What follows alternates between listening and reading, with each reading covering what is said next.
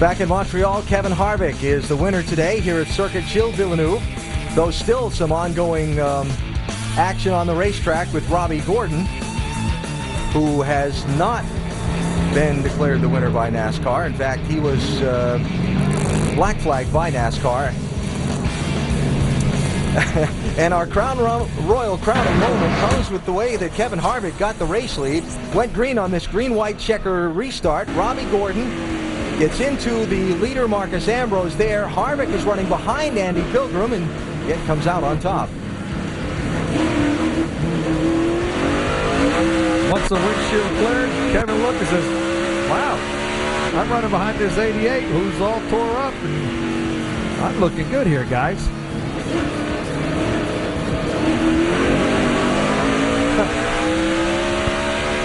Kevin knew earlier that Robby Gordon shouldn't have been in front of him.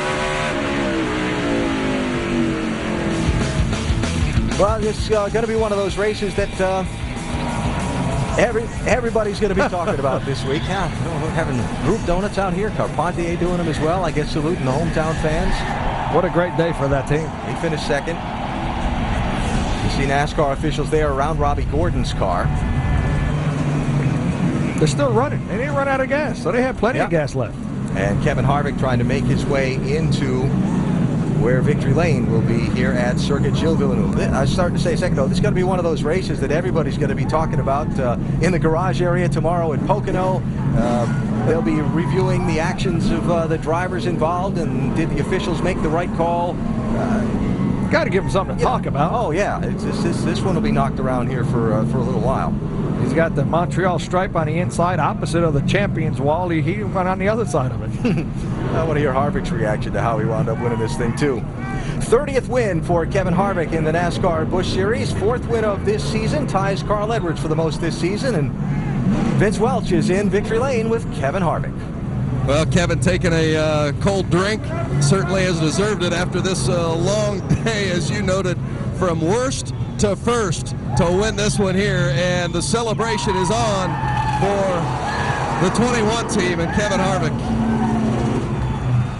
doing the double duty this weekend, and it didn't look good for you at times and wondered whether you're going to have enough fuel. At what point were you confident that you were going to get the win? Oh, never. I mean, it got, man, did it get rough. That was like Martinsville rough there at the end, and you know, I don't know what, I saw the 55 parked back there on the backstretch, and I think about 10 cars passed him, and I don't know what happened to the 88, but, you know, we were here for one reason, that was to win, and hate to deal with Scott Pruitt, but you got to give somebody a racing lane when you're side by side with him. You can't just run them in the grass, so it is what it is, and just got to thank everybody at AutoZone. I guess that's why we came up here, put on a show. Show ended good. You know, they talked about qualifying was going to be so important for track position. How'd you come from the last starting spot to win this race? They didn't think it was going to be possible. Yeah, I really didn't. I mean, you know, I thought track position was going to be really important, and it was. I mean, track position was important, but a fast car was more important. And the car never really drove how we wanted it to drive. You know, we practiced on Thursday and wound up, you know, having to adjust on it through the race here, and it just really tight all day. But in the end, it was good enough. Kevin Harvick's the winner. Marty? Vince, I'm here with Robby Gordon. Got out of his race car, hopped on the roof, saluted the fans. Very rough racing there at the end. Robby, what happened? Well, if you want to know my opinion, I won the race. So I completed all the laps. And if you've seen this happen before, guys get spun when they slow down. That's exactly what happened with Marcus. He spun when I slowed down, and they tell me I'm going to go back to 17th. It's not the way it is. It's happened many times. They set precedents before, and we'll appeal it. We won this race.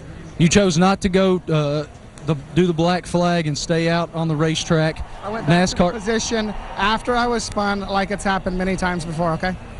Thank you, Robby. Guys? So the thoughts of Robby Gordon there on the outcome of the race. Well, you know, I mean, his take is, you know, he got spun out when the caution was out, and he wanted his position back.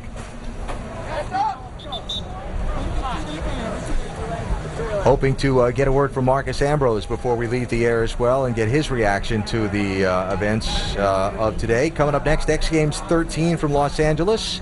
And let's hear, we have Marcus Ambrose now? Let's hear from him. We do have Marcus Ambrose. We only have a minute here, Marcos.